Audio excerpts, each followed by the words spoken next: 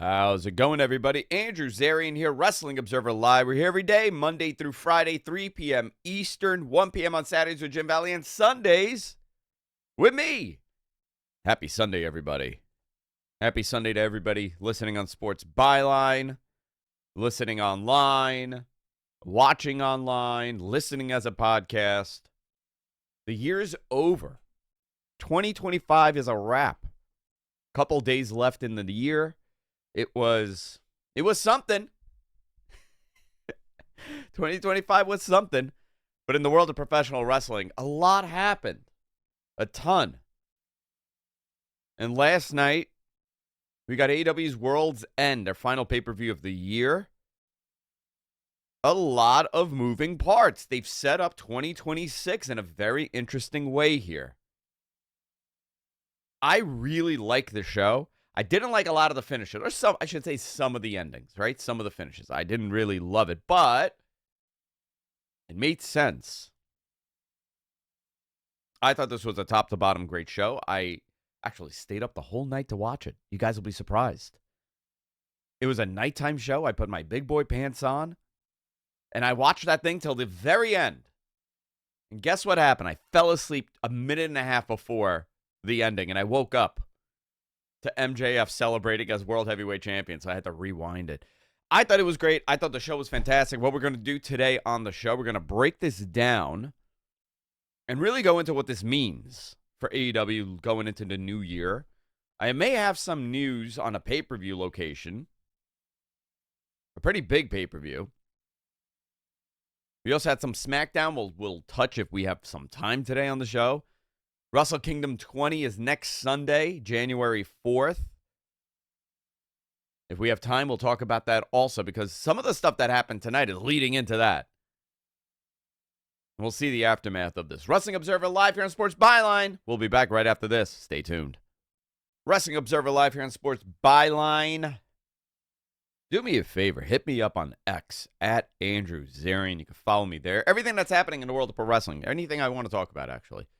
I just put out an X post about my good friend Chauncey Hayden, formerly of the Howard Stern Show, Steppin' Out Magazine, editor-at-large of Steppin' Out Magazine, the legendary Steppin' Out Magazine here in New York. It was a gossip magazine. It was a Inquirer here on the East Coast. So Metropolis Nights, he ran that too. He wrote a book, another book, Rebels, Rockers, and Icons, 30 Years of Music Q&As. This is the definitive rock Q&A collection. If you're a Stern fan or you're a Chauncey fan, I don't know how many of you are there. He was a heel on that show. You can pick it up. I think it's everywhere that books are available, on Amazon. But also, you know what's fun here, MJ, my producer? I had no idea. Yes, sir. His dedication page is to me. Oh, he dedicated dear. this book to me and my family, which was a huge shock. I don't even know this man. I've never met him. It's not like I've gone on vacations and cruises with him. No. So congratulations to Chauncey. Definitely pick it up. He's wrote a series of these great interviews that he's had over the last 40 years of covering media. A lot of wrestlers in his sports book, too. A lot of wrestling interviews. He has an interview with Hogan and Triple H and a whole lot of people. So let's talk about this. World's End yesterday. You know, I kind of miss it. I miss the afternoon pay-per-views. I'm very used to this now, and I think they really should move them. But last night, I had all the energy in the world. I was feeling it, so I was watching most of it live, which was nice. 0 Hour began with Sisters of Sin against Hyann and Maya World. Are they signed? I think they are signed. He addressed it in the post media scrum. I don't think they are, but I think they will be soon. Yeah. This was just to get everybody warmed up, put them out there. It was fine. I like Sisters of Sin. I think they're a good team together. Julia Hart's TikTok is out of control. If you follow her on TikTok, she needs to be stopped. It's out of control. We got Jet Speed and Jurassic Express defeating Josh Alexander and The Demand when Jungle Jack Perry pinned Ricochet. Moscow Dorado and Bandito, Rocky Romero and Mark Davis. This was actually interesting because Moscow Dorado, we spoke about this last week. He is incredible. And this is not the same Mascara Dorada. This is not Grand Metalik. This is a new Mascara Dorada. He's very young. He's 23 years old. This kid is incredible. You know, this is going to be an interesting story next couple of years and where he ends up and what he ends up doing. But the big story here for 0 Hour was really Eddie Kingston and Zach Gibson. You've seen this story be told over Ring of Honor, if you have not been following Ring of Honor. If you were at the New York tapings last weekend for Collision and Dynamite, you saw them do stuff here. And this was the payoff. But the bigger payoff here is after the match, they would attack Eddie. Eddie won, by the way. They would attack Eddie, and Ortiz made the save. So this is setting up a Grizzled Young Vets versus LAX. Good to see him back. Good. I mean, he's low key been one of my favorites for a long time. Yeah, and it looks like we're getting not really LAX, a version of it. I version suppose, of this, yeah. I got to tell you though, I thought that gimmick had some that tag team had some pull in this company. I thought they were onto something with Ortiz. I thought that tag team was Proud and Powerful. Yeah. I really like that tag team. I don't know. I mean, obviously, personal issues and whatever else happens gets in the way. But I like this. This is good. And it's a nice keep Eddie healthy. Put him in a couple tags here. Keep him going.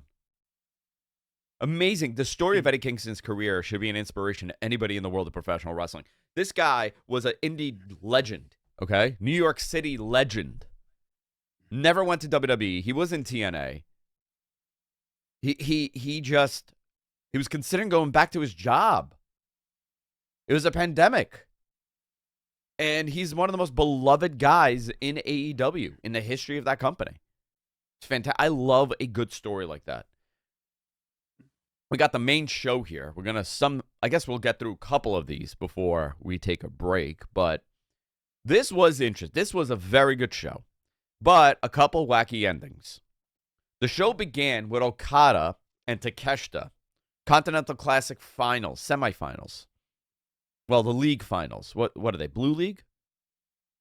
Gold League. It was the runner-up of the gold versus the It was a runner, blue, yeah. you believe, Yeah, okay. or vice versa, without looking it up again. But yeah.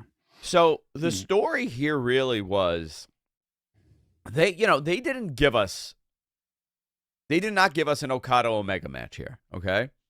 Obviously it's being told that they're going to continue this. Whatever they're doing, they're continuing it. It was a fine match. The match was good. I'm very curious how Okada is going to come out. How is he going to be presented in Japan next weekend? Is he going to be Japan Okada? Is he going to be American Okada? That's a good question. I don't know. I mean, I think it's going to be kind of in between because he's got to do something dastardly, right? Now, I wonder if they're going to try to do something similar to what WWE did with Cena and have him have Okada cheat to win or something. I don't know. There's a lot of things they could do, but that's on that show. I don't know. But the story here was Okada would find a screwdriver during the match. And he planted it on Takeshita's face, and then he got the pin. And then Don Callis kind of blowing it off like he didn't know about it. It's like he didn't see it, even though it's right in front of him. Yeah, he didn't know, but it turns out it was planted by Kyle Fletcher. Mm-hmm. For him to use later, which plays into the next match. But yeah. What I found interesting, I felt like they didn't get out of Gear 4. I felt they did not get out of that gear, no, but that was by design. And everything that they've done, and I have to say, the story between Okada and Takeshita that this company has put on is probably the most organically interesting storyline that they've done. Everything has been fine. I really, and it's taken a long time to get here. And here's the reality. Should that 10-star, home run of a match be the opener on a pay-per-view where it's a tournament? Yeah. That's the thought process here. Do you give it all there? No, you don't. You save that for the big match. I I don't think it hurt. I don't think the match that they had hurt that whatever that next big match is that they have. I think this was fine. It kind of protected both talents. It's going to build to it because now And there's it's building, story yeah. there. Yeah, and there's story, and you can tell they don't like each other, even though Don Callis will tell you otherwise. But that makes it for every time they get together, it's going to be, oh, we got to watch this because there's going to be something else that's going to happen. Well, also there's another element in this, right? I said that this was a lose-lose match. I know you weren't happy about them putting this here. I was not happy about them putting this here. I think that I said this last week. This is a lose-lose match for them, considering next weekend they have a win-win. Mm-hmm. Both of their guys, two of their top guys, are in two of the biggest matches in New Japan for this pay-per-view. So whatever story they are telling there will continue this. Whether or not Okada beats Tanahashi or Takeshita loses to Yota Tsuji, which he should, really. He should be losing to Yota Tsuji. So then Okada comes out and says, you're a loser. I beat you. I beat Tanahashi. You couldn't beat Tsuji. I think that'll be the story there. Also, there's a story of Okada getting older and had to cheat to keep up. I think, and he had to cheat to keep up, and that's also a big story. When we come back, I'm going to go into the Jon Moxley Kyle Fletcher match because this could be a match of the year, definitely a match of the year candidate. Depends on how you see things, but this match was incredible. Wrestling Observer Live here on Sports Byline. We'll be back right after this. Stay tuned. Wrestling Observer Live here on Sports Byline. Had to take a little break there. But now we're back. Jon Moxley, Kyle Fletcher. Moxley defeats Kyle Fletcher to advance to the finals of the Continental Classic last night. This was unbelievable. Kyle Fletcher's great. I mean, I can't use any other word. He's so good. And he was good when we first saw him. When he first came in. I mean, in New Japan, he was great. And everything he was doing, he was great. But this guy is dedicated to reinventing himself over the last year or so. And you just see him getting better and better. It's and butter, MG. That's what he calls it. He keeps getting better and butter. He's really hanging in there with the big boys. And that match with Jon Moxley was so good. The story here really turned out that Fletcher went looking for that screwdriver that he had planted prior to the show beginning. And he couldn't find it because it wasn't there. Okada used it. He put it back in his trunks and he went back. So Okada is hurting everybody in that group, huh? The plot thickens on Don Callis family. Yep, Don has a lot of splaining to do. I love how this show branched out so many little side stories. There were a lot of side stories, and do not be mistaken don't be mistaken about what's happening with Gabe Kidd in that group too. Don't be mistaken. They're planting seeds here for something. I thought this match was great. So pretty much what happened, Moxley wins with the Bulldog. Bulldog show? That didn't come out right. What is a Bulldog show? He went to a Bulldog show? No. What is this, the USA Network? He's watching the animal show? Preempted? There were so many false near falls throughout the entire match on both sides. Moxley wins. I lost track about 20. Yeah. I lost track. I lost track at some point. So this was interesting that they did these back to back to give these guys a little bit of a break before they go out right before the main event. I thought what they would have done, which would have been very interesting, is have Okada come right out. And do it right after? Right after. You have Okada come out. Him and Kyle have this moment, what the hell, dude? And Okada goes, sorry, I had to use it. Well, here's where I would say what worked for them this time is they had Moxley give that babyface rah-rah cheer promo right before they went out. So they had time to film that. By the way, my wife did not like that that. promo. She did not like that promo, but she loved the end Really? promo where he sounded like Jake Roberts. Yeah, but that was missing a tooth and working 2 matches. Yeah, that does it on you. And you know, he's not 20. He's not 20 anymore, wrestling in CZW. FTR, Bang Bang Gang. I didn't like this match, this street fight. It went a little too long. It was about 17 and some change. I think if they had kept it a little shorter by a couple minutes, it would have been a better match. I think they went a little long on this. I felt like this didn't need the blood as much. Even though it was a street fight. It's a street fight. They had to do it. It was a Chicago street fight. It's in the mean streets of Huffman Estates. where I will say I've had the best freaking brunch I've had, I mean, in recent memory. You were there. You came to that, right? You came to brunch with us. Yes, we had brunch and it was fantastic. What was the name of that place? We do this every time. Every time. I honestly, it was the best brunch. And all I know is a lot of the show. wrestlers were It was going dinner there. and a show. It was brunch and a show. You had JR, right? JR was sitting there with, like, who was he with? Hobbs, I think. He was with Hobbs. You had. I know Ortiz. I see Ortiz. And Ortiz was Darby there. Allin. Darby came for a pickup. He got a bacon, egg, and cheese to go. It was the most bizarre thing because there were no other wrestling fans in there because this was like, it's like a little Sunday bit more. morning. It was Sunday early morning. It wasn't a cheaper place. It wasn't inexpensive. So it was popping. The mean streets of Huffman Estates. And then I got stranded. We got stranded there after leaving All In. And 2 men, random men. I had to hike my pants up. I had to show my legs. A set of brothers came and picked us up. And I abandoned you. I said, hell with you, all of you. And I got in the car and I left. And then Tony from Observer had to come pick you guys up. Shout out to Tony. Shout out to Tony, leader. Babes of Wrath defeated Mercedes Moné and Athena to keep the TNA, wow. The AEW Women's Tag Team titles when Nightingale pinned Moné. This is continuing the meltdown of Mercedes Moné.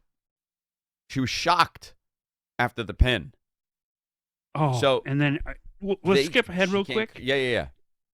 So after we cut back, after a few matches went by, they cut back to her with I believe it was with Renee backstage. And my God, that promo was actually one of her better promos she's ever did. And they've given up on bleeping out or editing the F-bombs, it sounds like, because there was a lot of them on this show. It was a pay-per-view. So normally they haven't done those. Normally, even in the pay-per-views, they haven't had them. But I noticed a lot of it happened on this show. So yeah, well, MJF dropped the F-bomb right at the end of the show too. He looked at the camera and he. There was another one too. I want to say Mox might have done it. I don't know, but yeah. There was Listen, it's a pay-per-view. It's a pay-per-view, and you're more than able to do that. Mm-hmm. And if you are doing it, you should save it for a pay-per-view. That's a special thing about a pay-per-view. You don't know what you're going to get. But maybe you get a couple curse words. Oh my gosh! I am interested in this Mercedes meltdown as it continues, as she unravels, and see where it leads. It's ultimately going to lead to her becoming a babyface again. I would say. Yeah, eventually it'll lead into that. Someone's going to take that TNT title off of her, and when they do that, that's be this week. It could be this week. It could be. How many titles does she have left? She's down to 10. She just lost the British titles, which was two belts. So, I mean, I think that should be the last one that she loses is that TNT title. And whoever beats her, I mean, it should be either a very big name to continue keeping that title relevant, or it's going to have to be someone that you make and you dedicate your time to. This shouldn't just be a regular win. Right. You're building someone up. You're building someone. Yes. Darby Allin, Gabe Kidd. They beat the crap out of each other. Where'd you make of this one? They did. This was another one. I understand that they treat Darby differently than anyone else, but again, I didn't like the blood as much. But because I mean, this was just a regular match, and here they are, both bloody, as it can be in this whole thing. So, Well, I mean, that's their I mean, entire for what it style. Both of was, them are brawlers, yeah, you know? for what it was, it was okay. It wasn't. I'm not gonna say it was. It was good, Yeah. but They do need to and have there Gabe was. Kidd on this TV more. I don't know. I know that it's like a split thing that they got because he signed with New Japan, but he is there's something there with him. He's got something, yes. He's got something. I wonder if this is where he does join the Death Riders full time, pending and then you what'll start the happen. turn. Yeah. Yeah, I think so. TNT champion Mark Briscoe, Orange Cassidy, Roderick Strong, and timeless Tony Storm defeated the Death Riders. CMLL World Champion Claudio Castagnoli, Wheeler Yuta, Daniel Garcia, and Marina Shafir in a mixed nuts mayhem match. What'd you think of that title?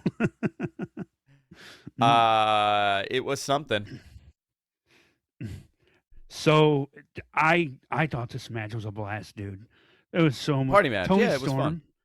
Yeah, Tony Storm was so good in here that she had me rolling with the dancing with Orange Cassidy, and they were whipping each other into their opponents. I was like, okay, this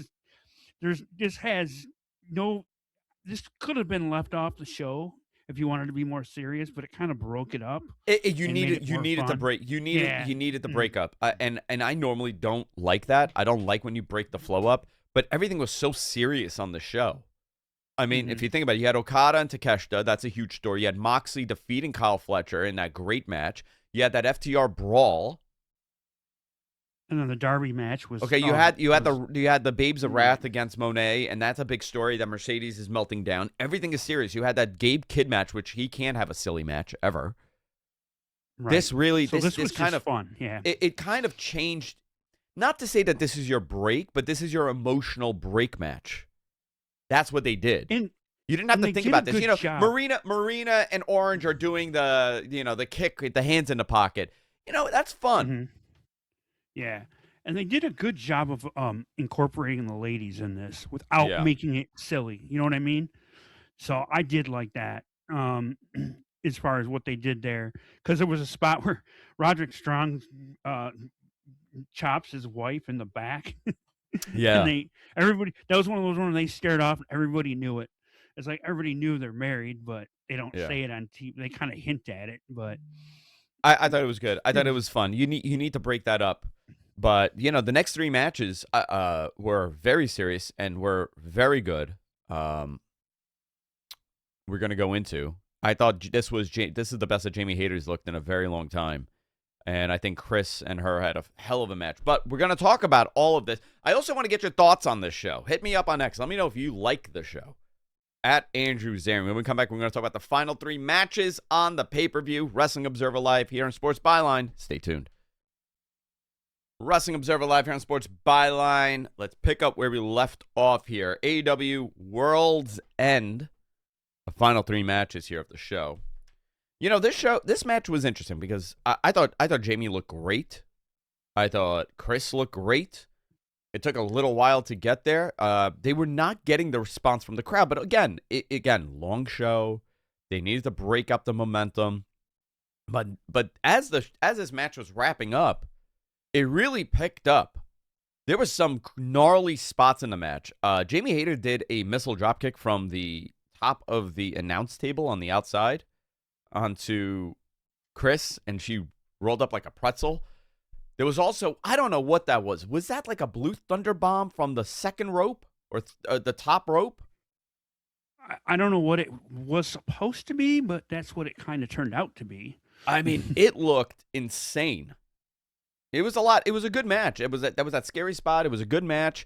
I thought it really came into gear near the end, but it took a little bit to get there, with Chris Statlander defeating Jamie to retain the AEW World Women's Championship.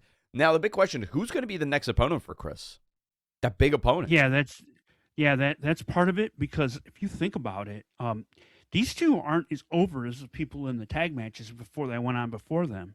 In my opinion, I mean, some people will argue me on that, and that's fine. Are you talking about the Moné and Athena match?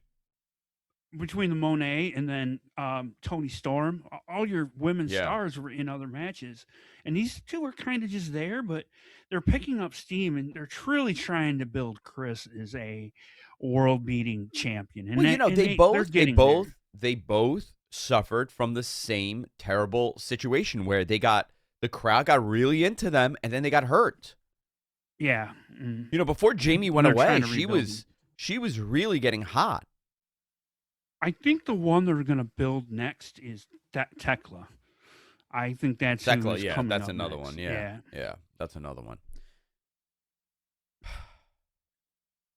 Second main event, I guess. The Oh, double main event, boy. right? Boy, Jon oh boy. Moxley, Okada, Continental Classic. What did you make of this match? I thought this was great. I thought this was a really good match. Oh, this was such a good story, and you could see it as it was going. So first of all, Moxley was getting cheered just about the entire match, and Okada is coming off as such an SOB heel Yeah. Yeah. that it's so fun. American Okada is my favorite. I know he's incredible. I thought this was very interesting because this has been I guess a 3-week turn for Jon Moxley to turn babyface. hmm And they're doing it slowly, and then I thought, first of all, did you think I didn't think he was going to win? I Moxley, thought that I Okada no, would. I didn't. I didn't think he was going to win. Well, I will say I knew the card. Okay, I kind of teased Right. it last week. I knew how this was going to go, but if I'm going based on my personal gut, I didn't think I would have thought that they would have somehow ended up. Well, they couldn't because they were on the same side. Yeah. Well, you know, so I don't know. I thought that the big story here would have been Okada and Takeshita, which it still was. Now I have a question for all of you. Jon Moxley defeated Okada. Okada's no longer the unified champion. Oh dear, here we go. I went Sorry, in, guys. I went in on this. I went on this rant in the boys' dirty group chat last night at around 11:30 at night, and nobody was giving me the answers that I wanted. Nobody's giving me the answer I wanted from this. Okada's no longer the unified champion, correct? He's also not the continental champion, correct? Correct. Okay. Jon Moxley. He is the international champion. He's international champion. Yes. Correct. Jon Moxley's the continental champion. Yes? Correct. Yes. Ricochet is the national champion, correct? Correct. Okay. If Jon Moxley defeats Ricochet and is the national champion, or if Okada defeats Ricochet for the national title, do they become a unified champion? What titles are required to create the unified title? How about the world title? If Jon Moxley wins the world title and he's the continental champion, is he the unified champion? I mean, it's a valid point. You cannot merge the world title with any other title. But here's the best part, Andrew, is it's all scripted. It's all I need to do whatever know they the want. answers here. You don't think I need to know the answer here? This is the big question that everybody's dying to know. So, guys, we spent 2 2 hours on this last I know. I was just ranting and raving about it. Jon Moxley, Continental Champion. It took them a lot to get here. They got here. Okada lost to Jon Moxley.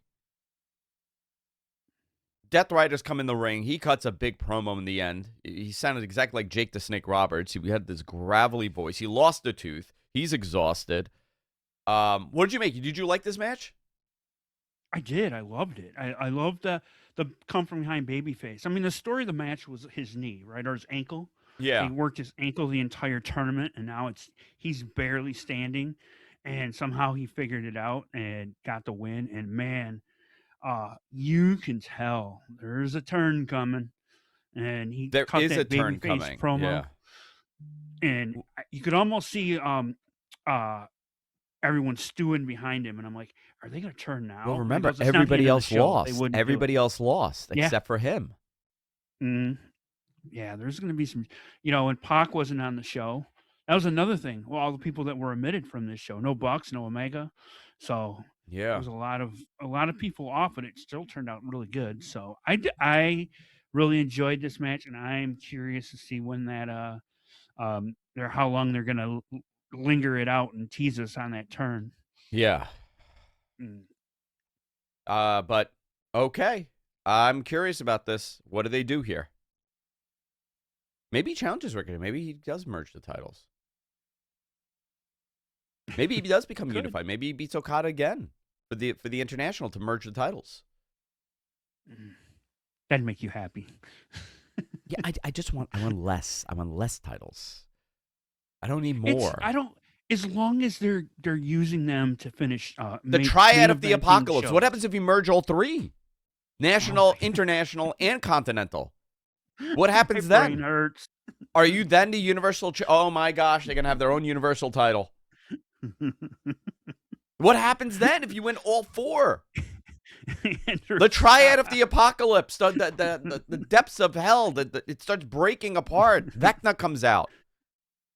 Oh dear. Oh no, that's the wrong company. That's the wrong company doing a Stranger Things crossover 5 days after the show's over. So dear. that'll be something.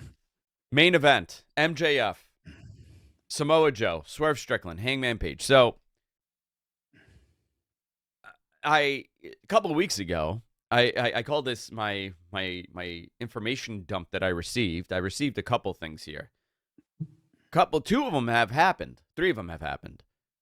There's still 2 I'm waiting on, but essentially MJF. It was actually a bad kept secret, but MJF came back last week. 2 weeks ago on their international show. Showed up at that. He wrestled on Christmas on 34th Street. What was it? Massacre on 30, whatever they called it, at the Hammerstein Ballroom.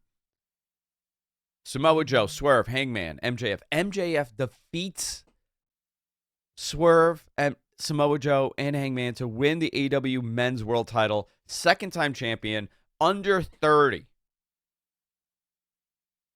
You know, they did a good job at protecting everybody here. They protected Hangman. They protected Swerve. MJF got a cheap win at the end, right? He came in and he stole the win from Hangman and Swerve. Beat Samoa Joe. There was a reason for this. The reason I think it's going to be, the program is going to be Hangman and MJF moving in. And you also have Swerve and MJF. MJF has never pinned Hangman. Never defeated him on pay-per-view. I believe so. I believe that's what it is. So they're telling the story here. What did you think of this main event? I knew about 4 minutes in. I goes, oh my gosh, the way MJF is wrestling, he's gonna dip and duck and be out of the way. And then I goes, yep, he's winning the title. Yep. I knew it right then. I goes, yeah. The way they're building this matchup, he's gonna sneak at the end and get a cheap win, as he should, as his character should. And now we're gonna get this obnoxious MJF every week. So, which I think is good, because he is by far the best talking heel in wrestling right now. I have to tell you, dude, I've seen him. The first time I saw him wrestle was 2000 and either 17 or 18. 17. No, I'm sorry. I think could have been 16. He had just started. I was in Deer Park, Long Island. I was doing color commentary on an indie show there that my friend had put on. And I saw him come out, and I go, oh, my God, this kid who is he? That was the first thing I thought. I'm like, who is he? He's incredible. And, like, sometimes you see someone and you know this guy's going to be somebody big. And he is. He is one of the biggest names in the sport right now. And I thought he did a great job. I think this is positive for them. Great way to end the year. I think having the title on Max, Samoa Joe was an in-between again, unfortunately, but he's such a good player in that role. He did not have the title for too long. But this set up whatever is coming between Swerve, Hangman, and MJF going forward. And whoever else you're putting in there. But I will tell you, I mean, Kenny having another run here would make a lot of sense. Him to beat MJF for the title. Or Hangman and that'd Kenny. be a lot of fun. You know, there's a lot that they could do here. And Max is so, you know, he has such a deep catalog of ways to go about. I'm curious where they go in the next year, because this is going to be the big story here. During the media scrum, Khan thought that the Christmas Collision was maybe their best collision ever. I thought it was a fantastic show. I thought the Christmas Collision was better than the Dynamite, and I went to the Dynamite. Renee asked Tony at one point if he knows any good dentists, referring to Jon Moxley spitting out his tooth. I took that as a reference to Britt Baker. Oh, Like a side, like a, hey, where is she type thing. You know what? That's great. I would have picked that up too if it wasn't, you know, the sun wasn't coming up. Khan continued to push AEW's achievements in this year's Sports Illustrated Awards. He did a great interview with my very good friend, John Alba. If you guys have not checked it out, definitely go check out the interview John Alba did with Tony Khan. A lot of good stuff there. Just, you know, he brought up his plans for the future, primarily in 2027, when the company would need to peak before the next TV deal. Khan greatly talked about his plans for the new, you know, he was saying that, you know, he has great plans for this year. It was actually like a little bit of a summary of, you know, what he's planning on doing and what he did this year and where they are. When we come back, we'll touch on a couple more things. Wrestling Observer Live here on Sports Byline. Stay tuned. Wrestling Observer Live here on Sports Byline. Final segment of the show. So Khan mentioned a couple things like Adam Cole. No update on his status. This was on the post show. Somebody asked him. He was asked if he was surprised that Jon Moxley got cheered in the way he did. He said no, because he's one of the greatest wrestlers ever, which he really believes that. He generally is a huge fan of Jon Moxley. We also have Wrestle Kingdom 20. Sunday, early morning for us here. What time? 2 o'clock in the morning it goes on? Gotta check the time. But here are the top matches here, since we got a couple minutes. Tanahashi retirement match. Hiroshi Tanahashi against Okada in his retirement match. Winner take all match. IWGP World Heavyweight Champion Takeshita against Yota Tsuji, which is the IWGP Global Heavyweight Champion. So I guess they're merging those titles. And they're merging the women's titles. Which one? The women's the New Japan Strong Champion and the World. Yeah, the Strong title. Yeah, the Strong title and the other one. Well, they don't need the Strong title anymore. They really should merge those. You have a Never Openweight Championship, Evil against Aaron Wolf. This is a jam-packed card. I'm looking forward to it. This will be a fun show next week. I will not be here. I think Josh will be here. I have to reach out to him. I will not be here next week. But Josh will have this covered, I assume. Hopefully. Probably. But I'm looking forward to this. It's a great show. I thought last night's show was fantastic. Also, United States Championship changed hands. Carmelo Hayes defeated Ilya Dragunov to win the title on SmackDown. If you haven't seen it, definitely go check it out. I was very surprised by this. Very good match and very surprising. Match of the weekend until yesterday.